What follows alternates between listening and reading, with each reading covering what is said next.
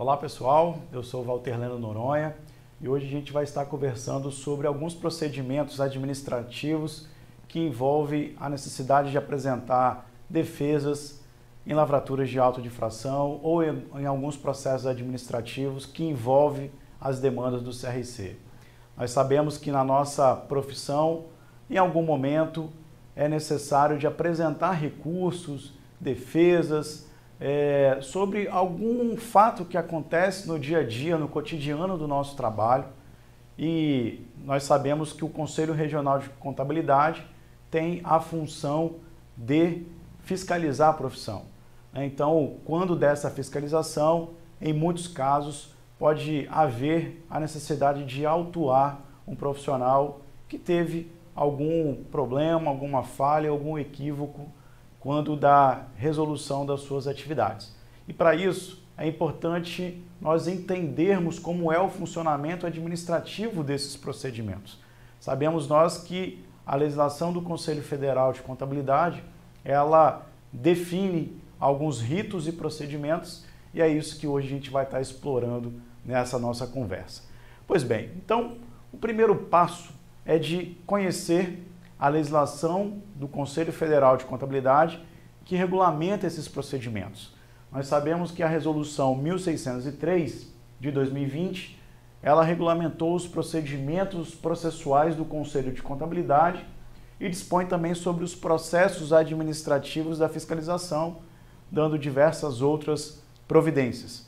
Essa resolução ela foi alterada pela 1663 de 2022, que trouxe alguns elementos complementares da própria legislação. Portanto, essas duas bases de legislação administrativa é que vai embasar o conhecimento que nós vamos ter para apresentar as defesas necessárias quando de uma autuação. Tá? Importante conhecer também que existe um manual de procedimentos vinculados ao Conselho Federal de Contabilidade, pensando nos processos. Então não deixe de entrar lá no site do Conselho Federal, baixe esse manual, tenha ele também sempre como fonte de consulta para complementar as suas análises e seus estudos. A Resolução 1603, ela tem um arcabouço administrativo bastante detalhado quando envolve procedimentos.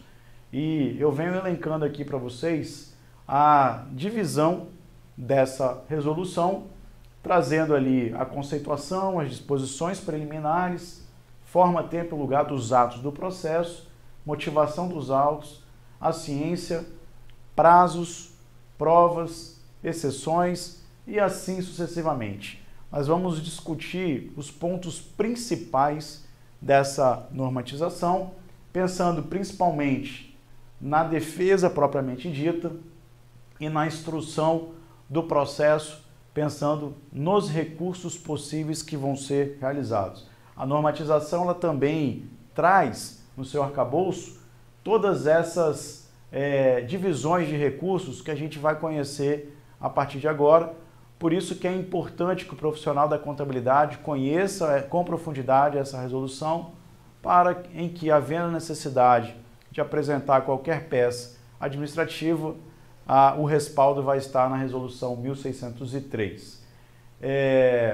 Essa resolução ela traz logo no seu início a conceituação dos deveres, mas também dos direitos do autuado. E eu trago aqui a conceituação base quando a gente faz a leitura lá do artigo 3º dessa normatização, falando que o interessado e o autuado têm os seguintes direitos. Primeiro, de ser atendido pela autoridade, e empregados que deverão permitir o acesso, a toda a documentação. Ou seja, o Conselho de Contabilidade estará de portas abertas para apresentar os elementos daquele profissional de todas as informações que originaram aquela lavratura de auto de infração. Ter conhecimento da tramitação dos processos, tá? Então, a fiscalização, o setor competente, para que faça todo esse gerenciamento, estará à disposição para apresentar como está o andamento processual dessa demanda administrativa para com o profissional da contabilidade. né? É um direito também de se fazer assistir ou de representar mediante procuração por advogado ou por um outro colega ou profissional da contabilidade. As prerrogativas da profissão da advocacia e também da contabilidade dá o direito para, acaso aquele profissional não queira fazer a defesa ou não tiver o conhecimento necessário, pode contratar um outro profissional habilitado, bastando vincular a procuração, o ato, né, de delegação de poderes para que essa pessoa represente e tenha acesso a toda essa documentação. É também um direito do interessado conhecer do processo após o trânsito em julgado. A gente vai ver mais para frente que esse trânsito em julgado é quando acaba toda a fase administrativa e não há mais chance de discutir, não tem mais chance de recorrer. Então, muitas das vezes o profissional acaba não sendo diligenciador frente à documentação, né, que ele vai estar acompanhando. Aquele processo acabou correndo sem o conhecimento, mas já houve ali uma decisão irrecorrível. Ele pode ter perdido algum prazo, pode ter acontecido alguma coisa que, mesmo se isso acontecer, mesmo após o trânsito em julgado, o profissional ele estará com o direito resguardado de ter acesso a essas informações, tá? Então, importante conhecer desde já essa normatização. A norma traz lá no parágrafo 2º um complemento dos direitos. Um deles é de ter vista a toda a documentação que embasou a lavratura daquele auto de infração, aquela notificação, que faz-se necessário também, né, de ter conhecimento pelo profissional. É um outro direito de obter certidões do processo, outro direito de apresentar documentações e alegações nos prazos previamente fixados. A gente vai ver esses prazos, os quais serão objeto de apreciação pela autoridade competente, no caso, a fiscalização do Conselho e os seus órgãos julgadores, que nós também vamos conhecer, sendo em primeira instância, sendo em segunda instância. E, por último, né, ainda como um direito de requerer sustentação oral. A sustentação oral é a modalidade de defesa que aquele profissional vai ter, né, para que, de forma oral, através lá do TRED, de uma defesa, de poder argumentar todas essas particularidades que ele entende, né, como necessário ser esclarecido, que muitas das vezes ele não conseguiu passar para o papel. A gente sabe que quando a gente escreve, né, a gente até brinca que o papel ele é frio, ele não passa emoção, não passa sentimentos e muitas das vezes não passa a verdade. E quando eu tenho a oportunidade de fazer a chamada sustentação oral, eu tenho condições de argumentar, de apresentar as alegações que eu entendo como necessárias para que aquele julgador, tomando por conhecimento aquelas alegações, e é claro, embasado em toda a documentação probante, ele consiga formar o seu juízo de valor e dar a sua devida decisão. Lá no artigo 9º da Resolução 1603, ele fala que incumbirá o Conselho Regional de Contabilidade, do local onde tramita o processo, de proceder à ciência, inciso 1, do interessado, nos casos em que entender necessária a apuração dos fatos, e 2, do autuado para, se quiser, apresentar defesa ou interpor recurso. Então, cabe ao Conselho Regional de Contabilidade da região ao qual aquele profissional está vinculado, de instruir essa demanda processual administrativa para que seja para apresentar algum recurso, seja para entender, seja para apurar alguns fatos que pode desencadear daquela fiscalização que porventura tenha acontecido. No parágrafo 1º, ele fala o seguinte, que para ter a validade do processo é indispensável a ciência.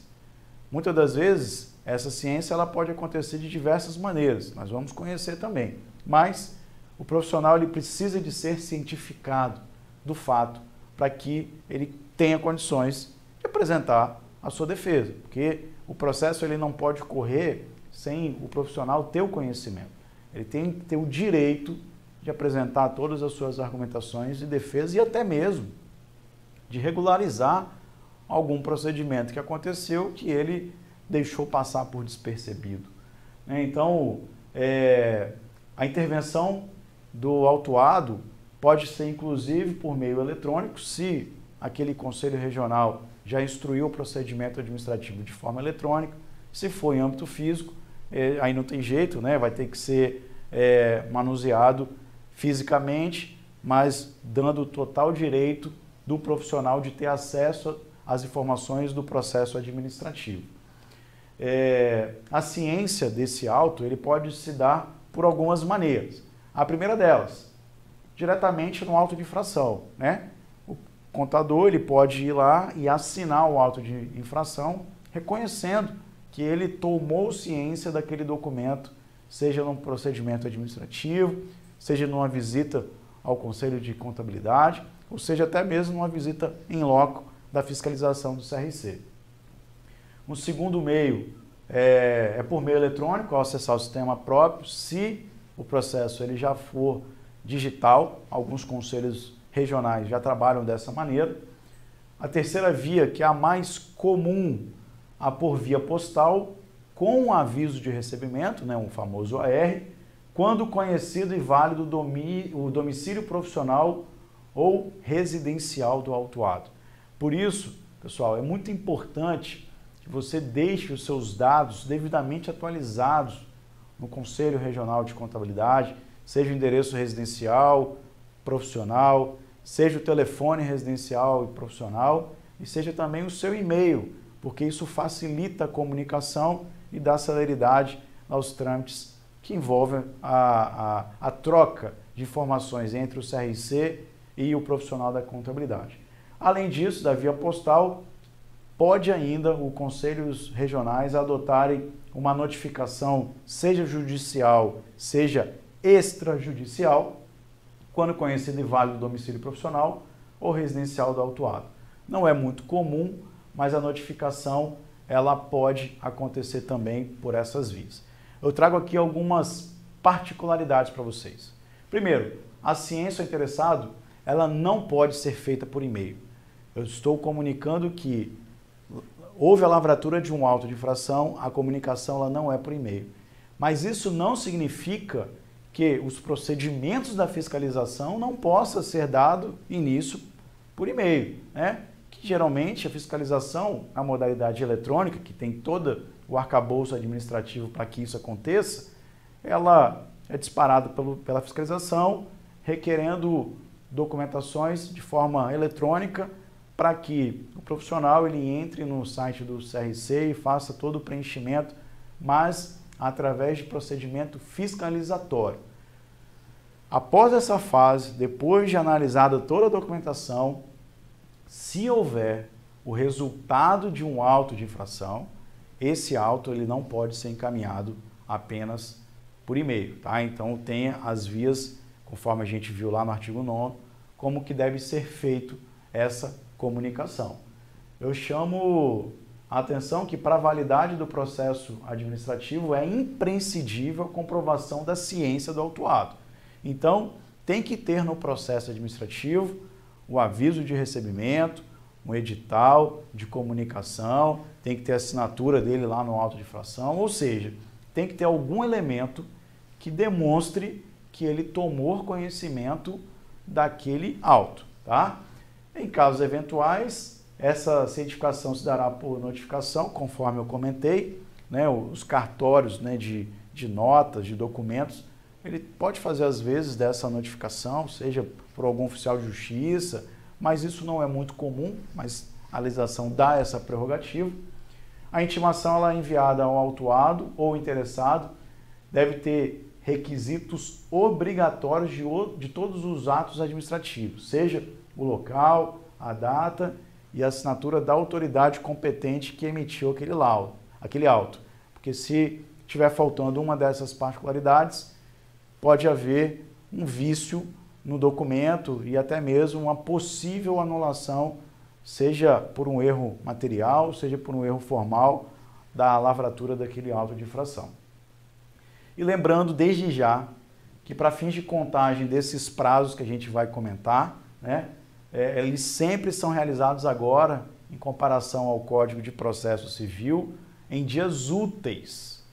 e excluindo sempre a contagem, né, dos prazos processuais, os feriados locais, estaduais ou nacionais, instituídos por lei, ou em dias que o Conselho Regional não tenha expediente. Então, a partir dessa resolução, a contagem ela sempre acontecerá por dias úteis e não mais por dias corridos. Os feriados, né, são aqueles que cada conselho trabalha naquela cidade ou naquela jurisdição. Por exemplo, o Conselho Regional de Contabilidade funciona em Vitória. Então, se for feriado em Vitória, aquele dia não vai contar. Mas se não for feriado no município vizinho, o que vai contar sempre é da sede, né, do conselho ao qual aquele profissional está vinculado. Eu trago uma informação muito importante, e quando a gente fala de domicílio profissional, ou seja, o local aonde aquele profissional ele está vinculado, a resolução 1554 de 2018, lá no parágrafo único, define que o domicílio profissional é o local onde o contador ou o técnico em contabilidade exerce ou dirige a totalidade ou a parte principal das suas atividades profissionais, seja como autônomo, como empregado, como sócio de organização contábil ou até mesmo como servidor público. Então, qualquer desses endereços profissionais, ele pode ser alcançado para ser notificado frente àquela penalidade que foi aplicada pelo CRC. Então, e para a pessoa jurídica, não pode ser diferente, né? Vai ser considerado o endereço do seu contrato social, ou seja, aquele que está registrado nos atos constitutivos da empresa.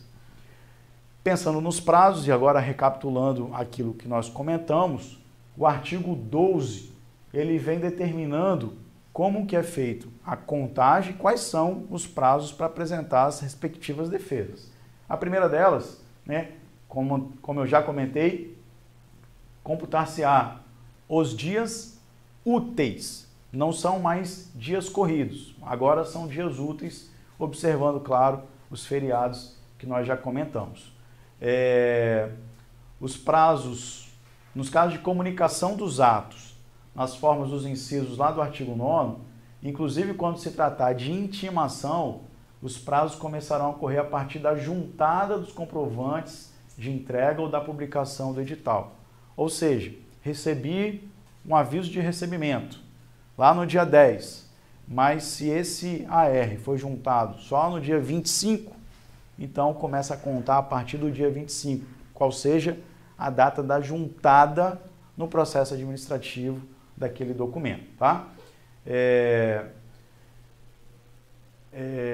A prática de qualquer ato antes do prazo final, ele não implica a desistência do prazo remanescente. O que eu quero dizer com isso, pessoal? Que se eu tenho, por exemplo, 15 dias para apresentar uma determinada peça de defesa, mas eu apresento com 10 dias, eu teria ainda mais 5 dias para complementar com qualquer outro documento, estando, a gente fala, né, como tempestivo, como dentro do prazo normal para apreciação. Então, aproveite todo aquele lapso temporal, aquele prazo para apresentar a sua defesa. No artigo 13, ele fala que por motivo de força maior, devidamente comprovado, os prazos processuais, eles não se suspendem, né? Então, se não tiver um motivo de força maior, o prazo sempre vai ser observado na sua totalidade, tá?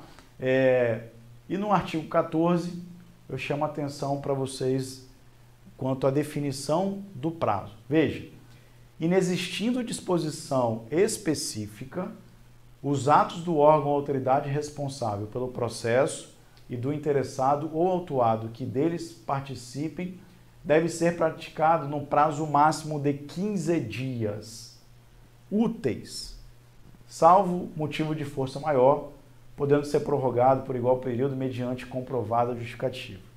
Veja, prazo para apresentar defesa. Artigo 14 vem definindo. São 15 dias úteis. Então, recebi o auto de infração, foi juntado, por exemplo, um AR no processo administrativo. A partir daquela data, exclui a data do início, começa no dia seguinte, subsequente, primeiro dia útil, considerando a contagem de 15 dias úteis, tá? Essa é a forma de ser avaliado. Uma outra coisa que a norma traz de uma forma muito importante é a conceituação sobre provas. A gente sabe que prova é tudo aquilo que vai auxiliar, que vai demonstrar que a cobrança daquele auto de infração, ela pode estar equivocada. Por exemplo, eu recebi um auto de infração informando que não foi lavrado um contrato de prestação de serviço profissional, sabendo que existe uma norma que obriga esse tipo de situação. Ora, qual vai ser o meio de prova documental que vai ser utilizado? O contrato existente. Então, se eu tiver essa prova, esse contrato, no exemplo que nós estamos citando, basta pegá-lo e apensar ao processo administrativo. Então, essa prova ela pode ser documental e o artigo 15 vem determinando que cabe ao interessado ou autuado a prova dos fatos que tem alegado, sem prejuízo dos deveres do órgão competente relativamente à instrução processual, né? Então, cabe ao interessado, ao autuado, apresentar suas provas existentes para demonstrar que o que está sendo imputado àquele profissional pode ser modificado ou não é verdade, né? Então, o profissional ele tem que ter as provas para cancelar, para anular, para derrubar a tese daquela alegação que está sendo apresentada. Eu chamo a atenção também para o artigo 19 da resolução e quando o contador fala de prazo, ele tem que ter muita atenção. Primeiro porque ele já convive com prazos na apresentação de diversas obrigações acessórias para confisco, para cumprimento, né, de entrega de documentações e assim sucessivamente. O profissional perante o Conselho Regional de Contabilidade não vai ser diferente. Ele tem que observar o prazo que a norma veio trazendo sob pena de ter as sanções de não ter apresentado ao tempo devido a documentação que lhe cabia apresentar. Então, lá no artigo 19, ele fala o seguinte: a intempestividade, ou seja, a perda do prazo definido na apresentação de dados ou documentos solicitados pelo Conselho de Contabilidade poderá comprometer a apreciação dos fatos processuais e, por óbvio, prejudicar as alegações do autuado ou do interessado. Sabe por quê? Porque se eu apresento o documento fora do prazo, aquela defesa pode sequer ser conhecida. Ou seja, o profissional de contabilidade pode estar certo, mas se ele não apresenta, se ele não ou ele não observa o prazo definido em lei e acaba apresentando depois, o direito dele apresentar para aquela fase ao qual o processo se encontra, ela já passou, né? Então, a intempestividade, ela é muito prejudicial ao contador. Por isso que é tão importante observar os prazos que a norma vem trazendo, né? Então, se definiu que são 15 dias úteis, respeite, se planeje para atender nos 15 dias úteis a entrega dessa documentação. Agora, eu até destaco que o documento probatório apresentado fora do prazo, ele não será conhecido, permanecendo, claro, né, a apresentação tempestiva de prova na fase recursal. Ou seja, se eu não observei naquele momento a entrega de uma prova que deveria ser apresentada, só que se isso me permite apresentar um recurso naquela segunda fase, eu posso apresentar, né?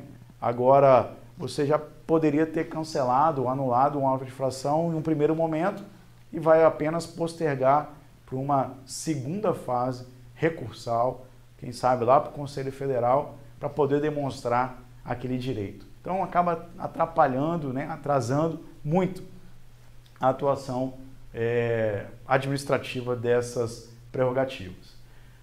Eu trago também, chamando a atenção, o artigo 33 das nulidades de um processo administrativo, né? Porque quando algum ato que é praticado por empregado que não tenha competência, por isso que fiscalização são sempre realizadas por contadores denominados como os fiscais do Conselho Regional de Contabilidade, ou quando a decisão é proferida por alguém que não tem prerrogativa para decidir, acaba resultando numa anulação, uma nulidade daquele auto.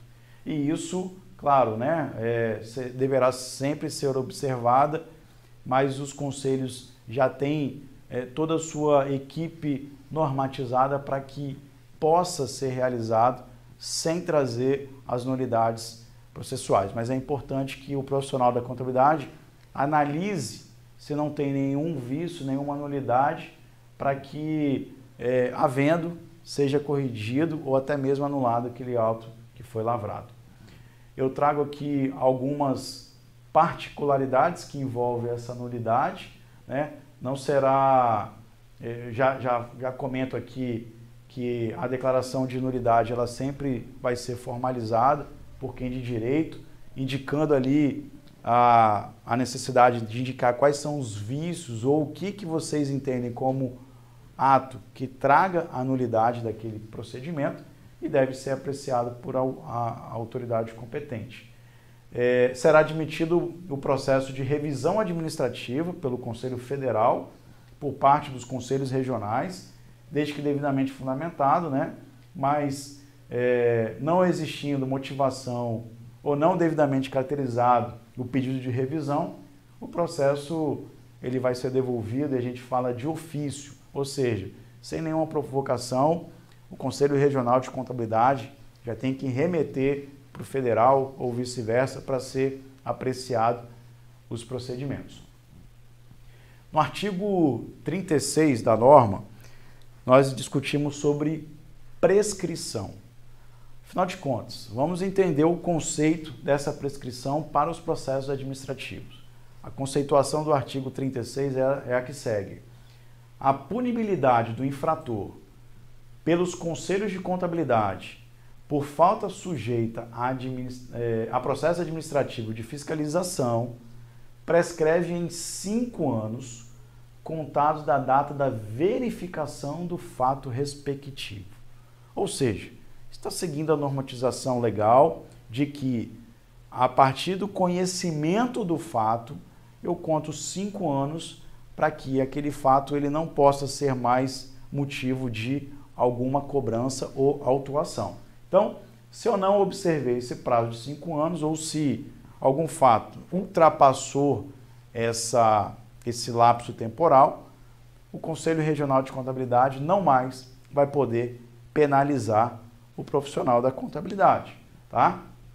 Então, é importante apenas refletir que o conhecimento do fato dar-se-á por ação da fiscalização, uma ação ordinária da fiscalização, seja por denúncia, por representação ou por comunicação de irregularidade, ou ainda por veiculação em qualquer meio de divulgação. Então, não se prenda à data da realização de um fato propriamente dito, porque acabamos de ver que para a contagem desse prazo vai ser considerado o momento do seu conhecimento. Isso que é importante, tá? Então, eu trago aqui algum exemplo. Conhecimento, por exemplo, de um fato que aconteceu em fevereiro de 2018. Contando o prazo de 5 anos, acabaria em fevereiro de 2023. Só que o Conselho Regional de Contabilidade, lá em julho de 2020, lavrou um auto de infração, sendo cientificado o profissional no dia 2 de agosto. Quando há a lavratura daquele auto com a cientificação, o prazo da prescrição ele é interrompido, né? Então, apresentou-se a defesa lá no dia 21 de agosto, por exemplo. É nesse momento que vai iniciar o prazo prescricional de 5 anos. Tá? Então, dia 21 de agosto de 2020, eu contando 5 anos, acabaria lá em 21 de agosto de 2025. Lembrando que para essa mesma modalidade, existe a chamada prescrição intercorrente, que é quando o processo administrativo ele fica parado também por esse prazo, sem nenhuma movimentação relevante na fase administrativa. Aqui, quando se inicia, propriamente dito, o auto de infração, eu trago alguns conceitos do artigo 38 para as formalidades do que deve ter um auto de infração. Hoje em dia, como um auto ele é muito eletrônico, né, está totalmente parametrizado, o equívoco nessas informações ele acaba não acontecendo, como antigamente poderia acontecer. Então, o artigo 38 vem definindo o que deve conter no auto de infração. Tá? E aí eu chamo a atenção lá para a peça de defesa. O artigo 40, ele fala que é facultado ao autuado a apresentação de defesa de processo administrativo de fiscalização dentro do prazo de 15 dias úteis a serem contados lá na forma do artigo 12, que a gente já viu, que é excluindo o início, contando o final e tudo mais.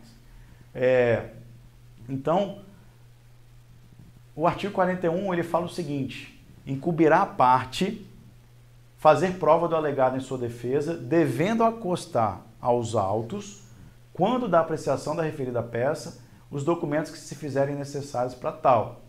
Ou seja, se houver uma comprovação já regularizada de que aquele documento, né, subsidia uma avaliação pelo Conselho de Contabilidade que há a necessidade de cancelar aquele auto, é nesse momento que o profissional ele tem que apresentar aquelas provas, né, no momento da defesa. Por quê?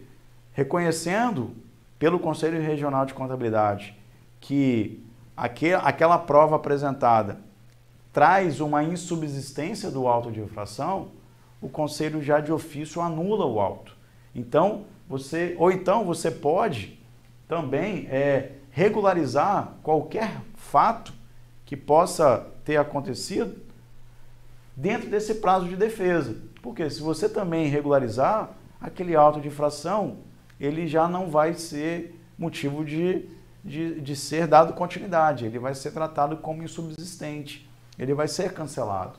Tá? Então é importante verificar que dentro desse prazo é possível regularizar, né, em fase preliminar, para que ele não seja dado continuidade.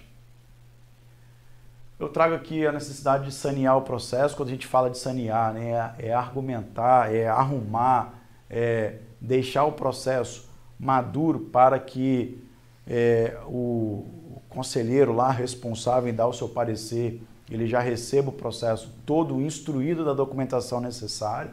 Então é importante também observar esses conceitos de saneamento. Tá? Depois de saneado, essa documentação ela vai lá por meio de despacho do vice-presidente, né? Dado continuidade à Câmara de Fiscalização, de Ética e de Disciplina, ou dependendo da situação, né, se já houver aquele julgamento, vai para o tribunal, o TRED, tribunal que envolve um órgão ainda administrativo de primeira instância para apreciação de alguma tese de defesa que foi apresentada. Importante, pessoal, a gente conhecer que existem também alguns recursos definidos pela normatização que podem ser utilizados pelo profissional. E para isso, o profissional tem que conhecer, tem que saber do que se trata cada um desses assuntos. Primeiro, o artigo 58 fala que são cabíveis os seguintes recursos nos processos administrativos de fiscalização. O primeiro deles, embargo de declaração. O segundo, um pedido de reconsideração. O terceiro, recurso voluntário. E, por último, um recurso de ofício. Esses são os 4 recursos cabíveis no processo administrativo dos Conselhos Regionais de Contabilidade. Afinal de contas, o que vem a ser um embargo de declaração? Quando há o julgamento desse processo pela Câmara de Ética e Disciplina, pelo TRED, ou até mesmo por uma decisão de segunda instância lá no Conselho Federal, a decisão ela pode estar não muito clara, pode ter alguma questão equivocada, obscura, contraditória. E é para isso que servem os embargos de declaração, que das decisões que tiver uma obscuridade, precisa esclarecê-la, né, ou eliminar uma contradição entre a decisão e os fundamentos, ou suprimir um ponto lá sobre o qual o relator revisou, ou autor do voto vencedor deveria se pronunciar, ou corrigir algum erro material, enfim.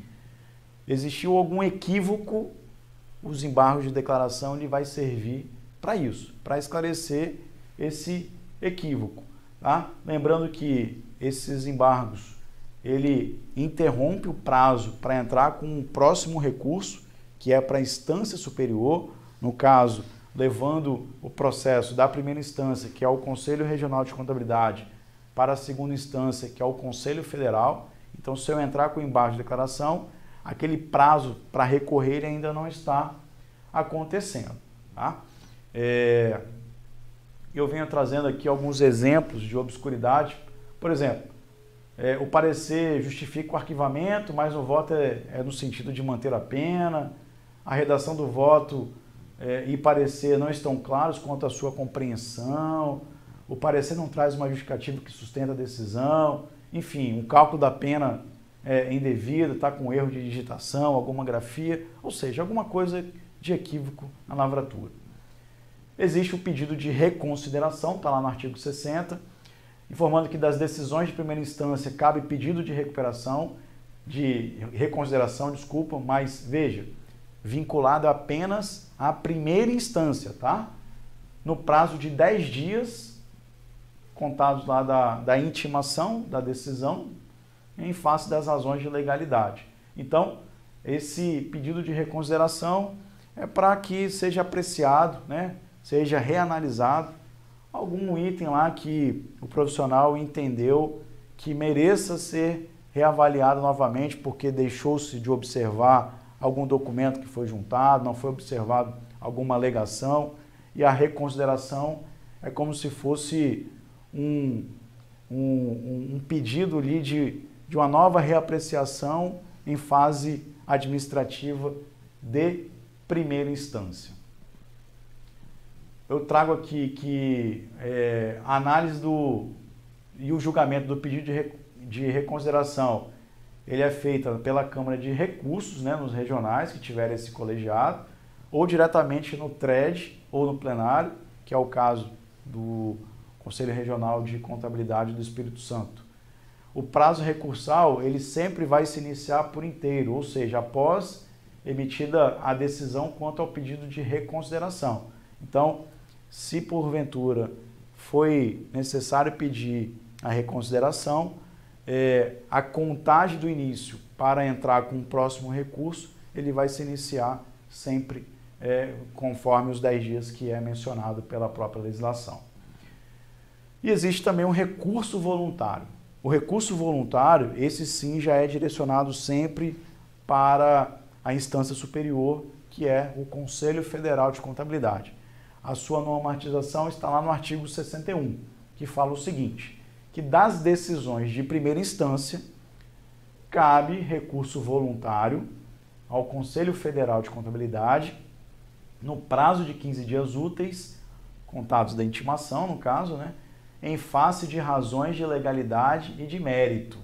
Então, eu tenho o direito de levar à instância superior a discussão daquela decisão que foi publicada pela Câmara de Ética e Disciplina ou pelo TRED em âmbito de primeira instância, levando agora para apreciação do recurso voluntário para o Conselho Federal de Contabilidade, órgão de segunda instância.